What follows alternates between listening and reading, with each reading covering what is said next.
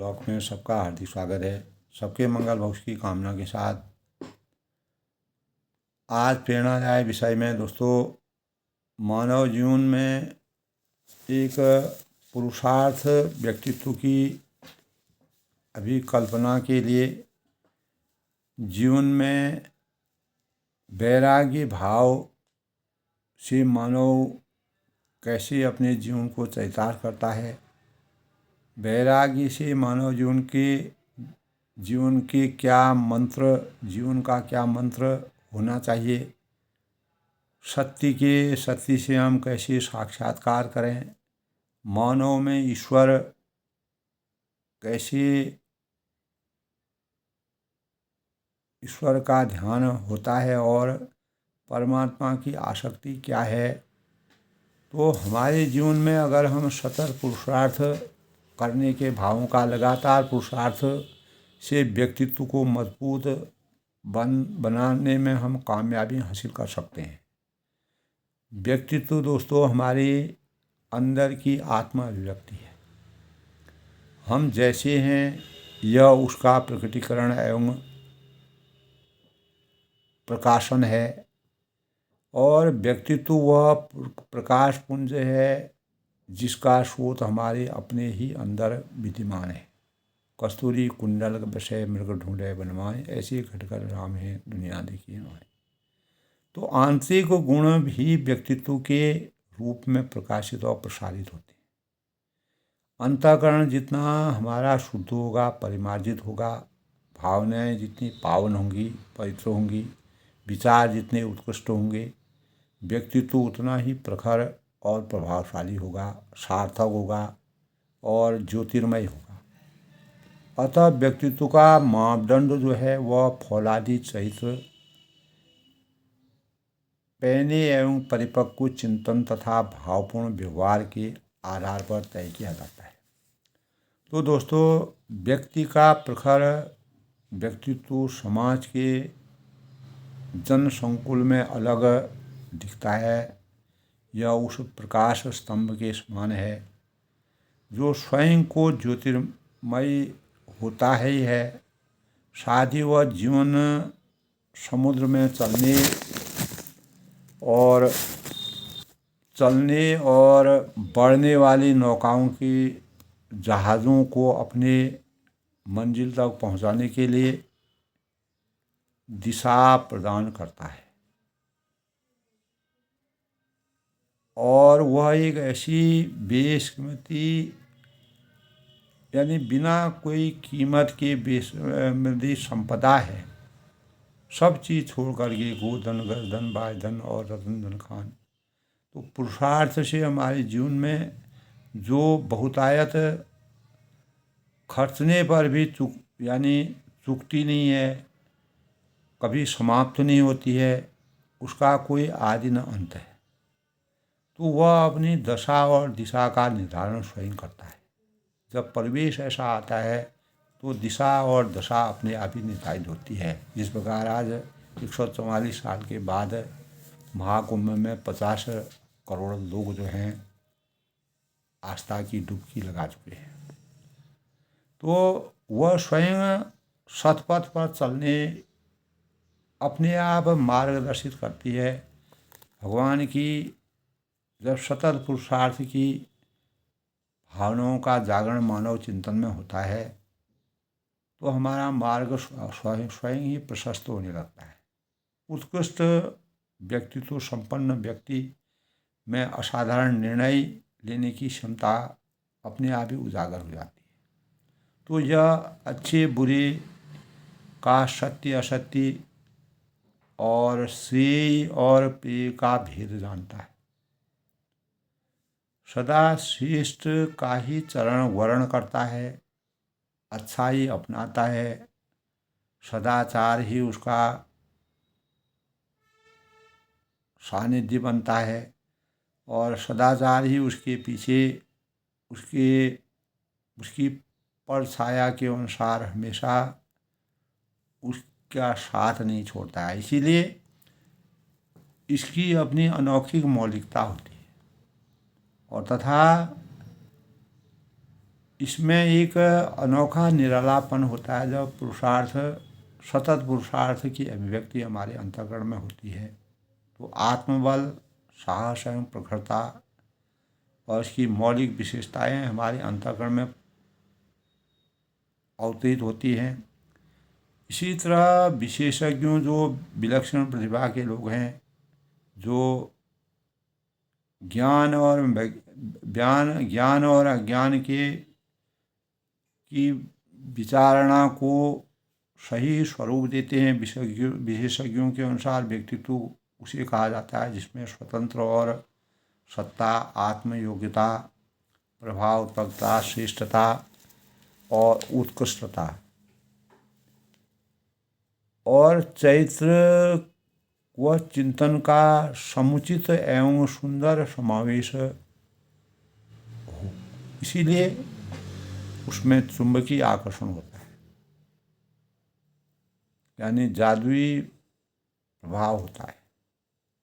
तो व्यक्तित्व व्यक्ति के गुणों का ऐसा प्रकटीकरण है जो जन्मजात ही होता है और उसे अर्जित भी किया जा सकता है। जन्मजात व्यक्तित्व के धनी तो बिरले ही होते हैं, उनकी संख्या बहुत कम होती है, जिस पर परमात्मा दिव्य स्वरूप होता है, जो परोपकाराय संताप विभूतयों के रूप में इस संसार में आते हैं।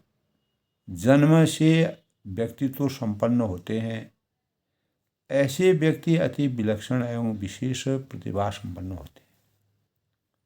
तो इनके विचार एवं चिंतन श्रेष्ठ होते हैं, विचारों में दिव्यता होती है और सुंदर आभा उनके चरित्र में झलकती है और अनेक प्रकार की भावनाओं की, संवेदनाओं का संचार उनके आत्मीय और व्यवहार के बर्ताव में हमेशा निरंतर नदी की धारा के अनुसार प्रवाह करती है। तो दोस्तों, ये जगह आदि शंकराचार्य ऐसे दिव्य व्यक्तित्व के धनी, अगर हम उनका मनन करते हैं, अध्ययन करते हैं, उनकी प्रेरणा लेते हैं, जिन्होंने अपने तपस्वी व्यक्तित्व के बूते जन जन की सुप्त चेतना को झकझोर एवं निष्प्राण हृदयों से संवेदना का संचार किया था। तो अपने इसी जन्मजात व्यक्तित्व के कारण ही विश्व बंधु स्वामी विवेकानंद प्रत्येक विचारशील मस्तिष्क की नव्य वेदांत की स्थापना कर सके। तो अनेक प्रकार की इस प्रकार की दिव्य आत्माएं हमारे सामने प्रेरणा स्रोत के रूप में अवतीत होती है। छत्रपति शिवाजी, चंद्रशेखर आज़ाद और वीर भगत सिंह ऐसे जन्मजात प्रतिभा संपन्न व्यक्तित्व थे जिनके अंदर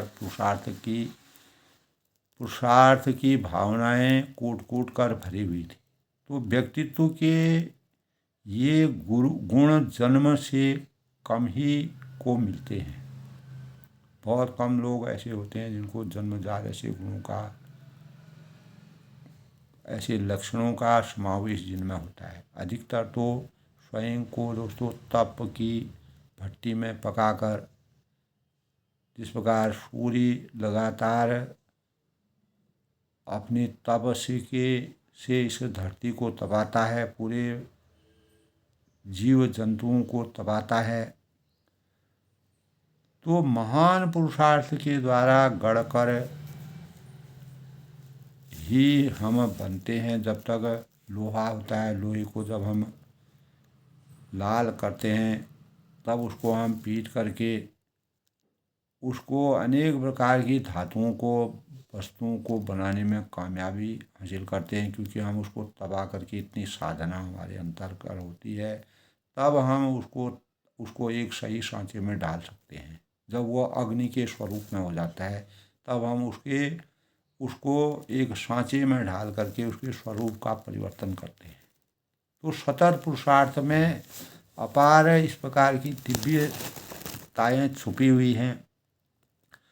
वस्तुतः दोस्तों, अगर हम सामाजिक परिवेश में देखते हैं तो बिरले अपवादों को छोड़कर देखा जाए तो ऐसे अनगिनत व्यक्तित्व हैं जिन्होंने अपने व्यक्तित्व को गढ़ा, संवारा, तपाया और निखारा। तो 5 फुट 2 इंच के कुशलकाय एवं दुर्बल देह के गांधी जी ने अपने व्यक्तित्व गढ़ा था और उनका व्यक्तित्व इतना प्रखर हुआ कि ब्रिटिश शासन का बड़े से बड़ा अधिकारी भी उनके सामने आने में कतराता था, तो झिझकता था। कोई भी उनकी आंखों में आंख डालकर देख नहीं सकता था। तो ये व्यक्तित्व की पराकाष्ठा का गुण और इसी के कारण उनके व्यक्तित्व में इतना तेज था कि सारे भारतवर्ष में उनके चरणों में अपना सर्वस्व न्यौछावर कर दिया और उनके अर्जित व्यक्तित्व का परिणाम था। तो व्यक्तित्व को गढ़ने एवं बनाने के लिए कई गुणों को विकसित करना होता है। इसके निर्माण कार्य में कई कारक कार्य करते हैं। इसमें एक है स्वभाव। व्यक्तित्व निर्माण में यह महत्वपूर्ण भूमिका निभाता है। यही व्यक्ति के आंतरिक स्वरूप का श्रेष्ठ एवं सच्चा तत्व है।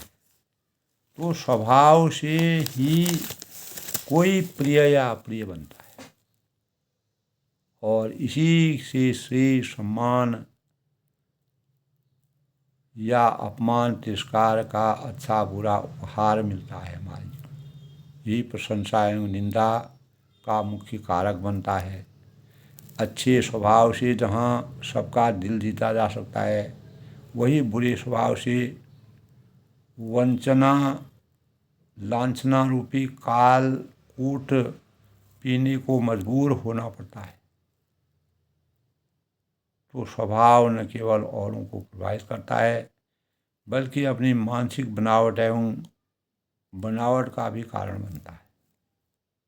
जितने भी मनोवैज्ञानिक हैं और जो दार्शनिक हैं, वह उनके अनुसार कोई गहरा मनोभाव या विचार स्वभाव में स्थायी रेखा खींच देता है। तो गहरा प्रभाव छोड़ देता है तो उसके स्थायी जो लक्षण शरीर और उसकी गतिविधियों में दिखाई देती हैं।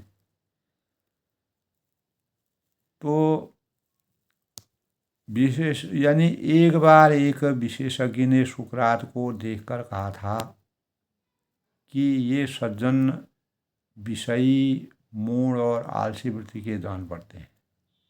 सुकरात जी को ऐसा कह दिया था। तो सुनने वाला सुकरात के व्यक्तित्व एवं स्वभाव के से अच्छे प्रकार नज़दीकी हो, यानी बहुत नज़दीक से सुकरात जी के बारे में बहुत जानता था जो उसको सुन रहा था। अतः उसने इस मंतव्य को सिरे से नकार दिया। परंतु पास खड़े सत्य के पुजारी सुकरात ने और सुकरात वहीं पर खड़े थे, उन्होंने इस कथन को सत्यता से स्वीकार किया। कहा कि यह मेरा जन्मजात स्वभाव का लक्षण है, परंतु यह भी सत्य है कि मैंने तप और ज्ञान रूपी पुरुषार्थ एवं प्रभु की अनंत कृपा से परिवर्तित कर दिया है, आमूल चूल बदल दिया है, यानी पूर्ण रूप से इसका परिवर्तन कर दिया है। अतः सुकरात जी ने उन्नत एवं संस्कारिक स्वभाव ने उनके व्यक्तित्व को ढालने एवं बदलने में अनोखा योगदान दिया। तो व्यक्तित्व का निखार तब आता है उनके गुण चरित्र से। तो व्यक्ति गुणों से गुणी और गणमान्य होता है। गुणों का विकास आत्म साधना से होता है, जबकि चरित्र निर्माण सामाजिक आराधना से होना संभव है। तो इन दोनों तत्वों के समुचित विकास से ही व्यक्तित्व निखरता है, गढ़ता है। और जो गुणवान एवं चरित्रवान व्यक्ति होते हैं, भले ही नाम, रूप, जाति, कुल से श्रेष्ठ न हों, पर वह उन विशेषताओं के कारण लोकमान्य बनते हैं और प्रतिष्ठित होते हैं और श्रेय सम्मान का अधिकारी बनते हैं। निम्न कुल जाति के माने जाने वाले मत्स्यगंधा, जो कि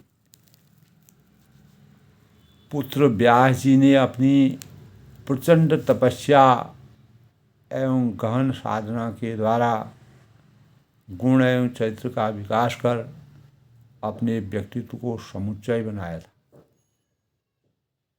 उनका व्यक्तित्व इतना महान था कि उन्हें कोई उनके जाति, कुल, गोत्र आदि के बारे में नहीं पूछता है, बल्कि प्रखर व्यक्तित्व के सामने माथा नवाता है, सिर झुकाता है, हमेशा के लिए उनसे कृतज्ञ होता है,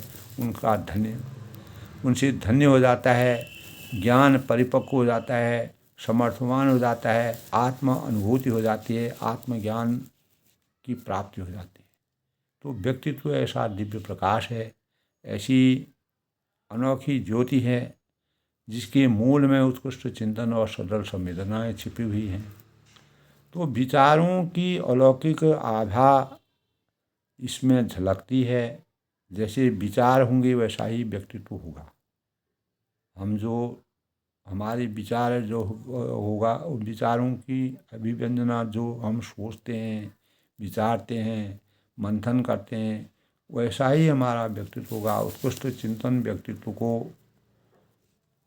प्रस्तुत करता है और सरस और सरल भावनाओं एवं संवेदनाओं से भावपूर्ण बनाता है। तो जीवन साधना के सूत्रों को अपनाकर ऐसा करने में रूखा है, नीरस है, शुष्क व्यक्तित्व भी सहिता के समान प्रवाहित होने लगता है। तो हमारे व्यक्तित्व में अगर किसी के व्यक्तित्व में निखारता लानी है तो उसके लिए हमें अपने आप को उसके अपनी संवेदनाओं से, अपने गुणों से, अपनी अभिव्यक्ति से उसमें निखार पैदा करने के गुणों का संभाव की संवेदनाओं को साकार करना पड़ेगा। जो उदात्त व्यवहार के व्यक्तित्व का प्राण है, उदात्त व्यवहार अगर होगा वो व्यक्तित्व का प्राण कहलाता है। ये सभी कारक तो व्यक्तित्व के कलेवर को गढ़ते हैं और उससे उसके ढांचे को खड़ा करते हैं, उसका सही निर्माण करते हैं, उसका सृजन करते हैं, उसको संजोते हैं। परंतु इस ढांचे के कलेवर में कोई प्राण फूंकता है तो वह है व्यवहार। तो व्यवहार की अभिव्यंजना भावपूर्ण व्यवहार से व्यक्तित्व जीवंत होता है।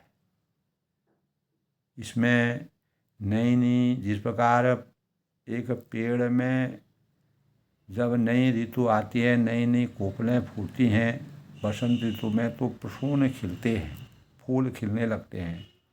अतः व्यक्तित्व को प्रखर, ओजस्वी, तेजस्वी बनाने के लिए आवश्यक है चरित्र चिंतन और व्यवहार में बदलाव एवं परिवर्तन। चरित्र चिंतन और व्यवहार में परिवर्तन से व्यक्तित्व में अच्छे व्यक्तित्व का गढ़ना निसंदेह संभव है। चरित्र चिंतन व्यवहार में बदलाव एवं परिवर्तन करने से श्रेष्ठता और उत्कृष्टता का समावेश प्रत्येक मानव के अंतःकरण में हो सकता है।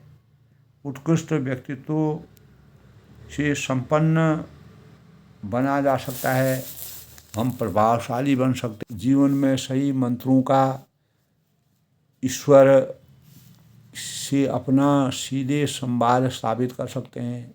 उसके समक्ष नतमस्तक होने की प्रेरणा से हम अभिभूत हो सकते हैं।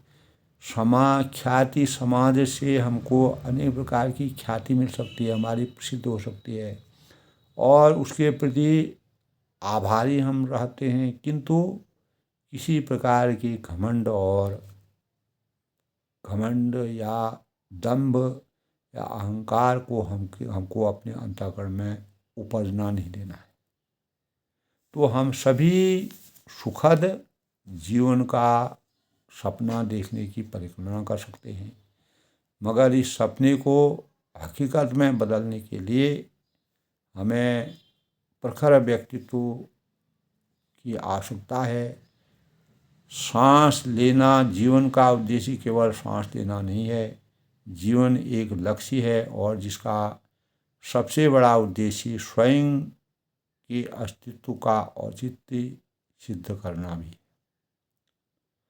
तो दोस्तों, यह तभी संभव हो सकता है जब हम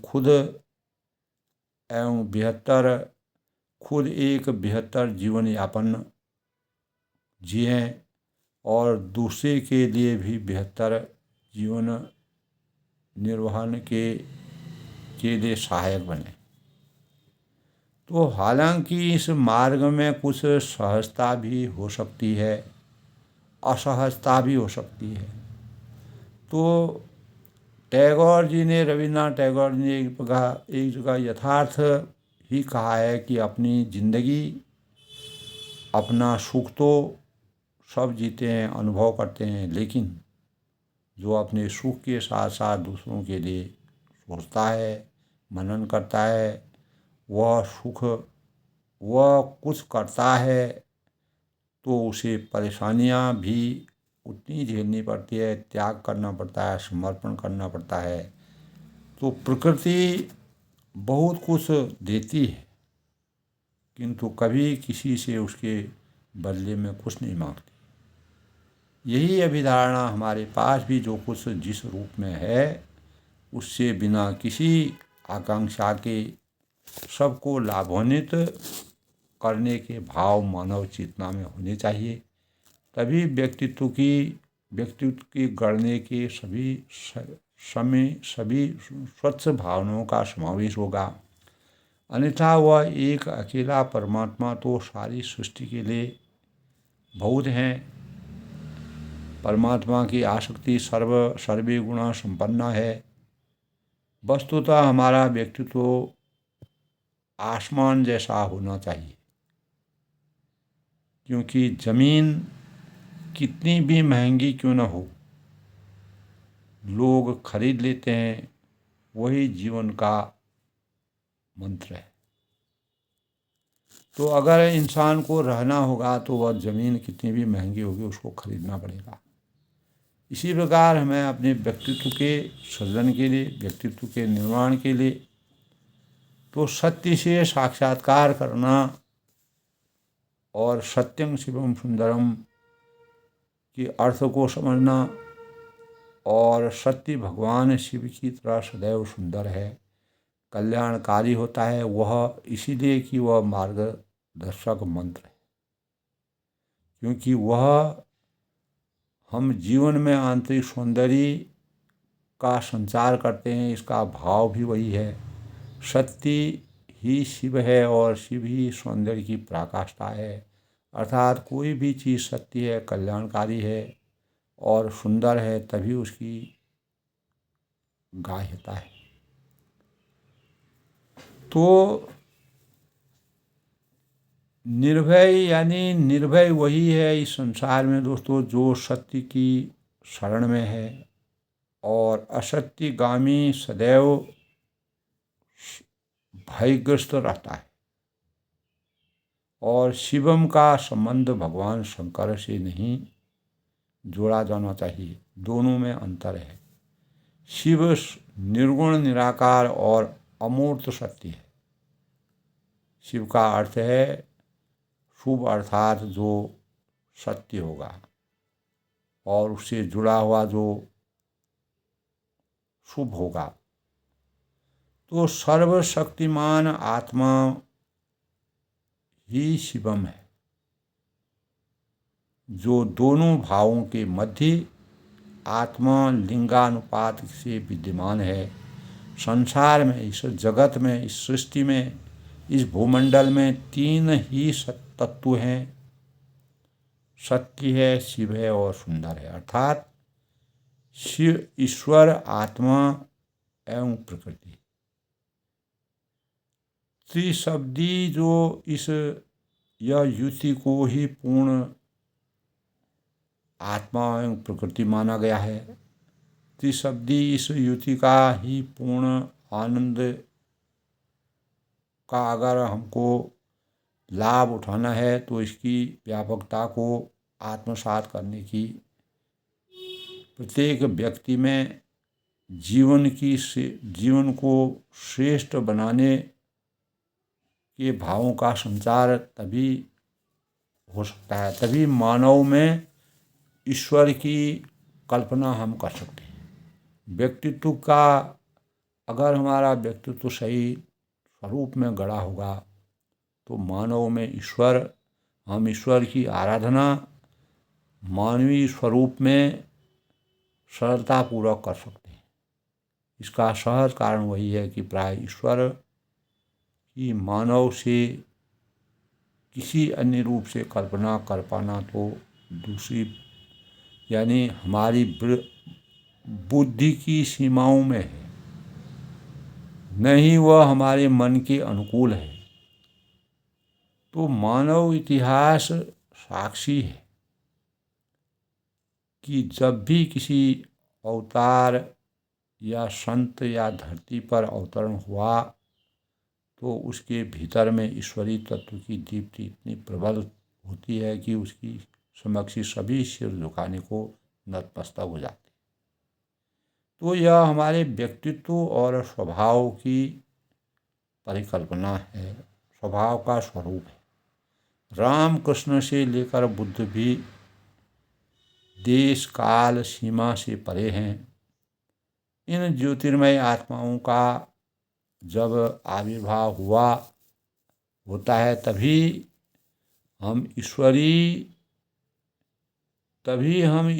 अंश के साक्षात्कार में सक्षम होते हैं, जबकि ईश्वर का देह में हमारे आसपास ही विचरण कर रहे होते हैं। इसलिए कहा है कस्तूरी कुंडल बसे मृग ढूंढे बनवाए। तो जिससे और ऐसा मानिए कि जब यानी मानव देह में ईश्वर को देखना आसान नहीं होता है, उसमें किसी प्रकार की मलिनता का कालिख आड़े नहीं हो सकती है।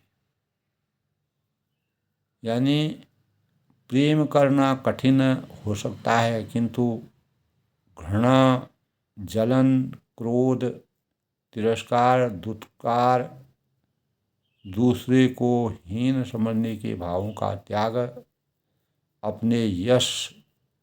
अपने वश में हो सकता है, जिससे हमको यश की प्राप्ति होती है। स्मरण रहे, याद रहे, चिंतन में रहना चाहिए। यदि हम आप लोगों का सिर्फ मूल्यांकन ही करते रहें तो आपके पास इससे प्रेम करने का न समय होगा न आधार होगा। इसीलिए व्यक्तित्व की आधारशिला को बनाए रखने के लिए यानी व्यक्तित्व को गढ़ने एवं बनाने के लिए कई गुणों को विकसित करना होता है। उसके निर्माण कार्य में कई कारक कार्य करते हैं। इसमें से स्वभाव व्यक्तित्व निर्माण में एक महत्वपूर्ण भूमिका अदा करता है। तो दोस्तों, आज के प्रेरणादायक विषय में मैं सबके मंगल भविष्य की कामना करता हूँ। व्यक्तित्व के निखार और व्यक्तित्व कैसे गढ़ा जाता है, उसके लिए कैसे मानकों की आवश्यकता होती है, उसके लिए हमें कितना त्याग और स्वयं के प्रति किन भावों का समावेश करना चाहिए, वह मानव चेतना में कैसे ऐसे भावों का संचार होगा। तो व्यक्तित्व को गढ़ने, सुंदर व्यक्तित्व के लिए हमें पवित्र स्वभाव और आचरण की महती आवश्यकता होती है। तो आज के प्रेरणादायक विषय में मैं सबके मंगल भविष्य की कामना करता हूँ। और अगर सत्यं शिवम सुंदरम की अभिभूति हमें तभी होती है जब हमारा व्यक्तित्व सुंदर परिवेश में गढ़ा हुआ। तो सब लोग सुखी रहें, खुश रहें। कल किसी दूसरे प्रेरणादायक विषय से प्रस्तुत होगा। तब तक सबका अभिनंदन, सबका स्वागत। आनंद लेखनी ब्लॉग में मैं सबका स्वागत करता हूँ, अभिनंदन करता हूँ। और प्रत्येक मानव को, प्रत्येक व्यक्तित्व को अपने जीवन को किस प्रकार से गढ़ करके मजबूत करना चाहिए, उन्हीं भावों से अपने विचार मंथन करना चाहिए, सोच को जागृत करना चाहिए, अपने जीवन को चरित्रवान बनाने की प्रेरणा से जीवन को सुखद बनाना चाहिए, जिससे हमारे भावी जो पीढ़ी है उनको सुंदर रास्ते का चयन हम करा सकें, सुंदर रास्ता उनको दिखा सकें और उनके जीवन को देश के मानकों में, देश के लिए एक अच्छे स्वरूप में अवतरित कर सकें।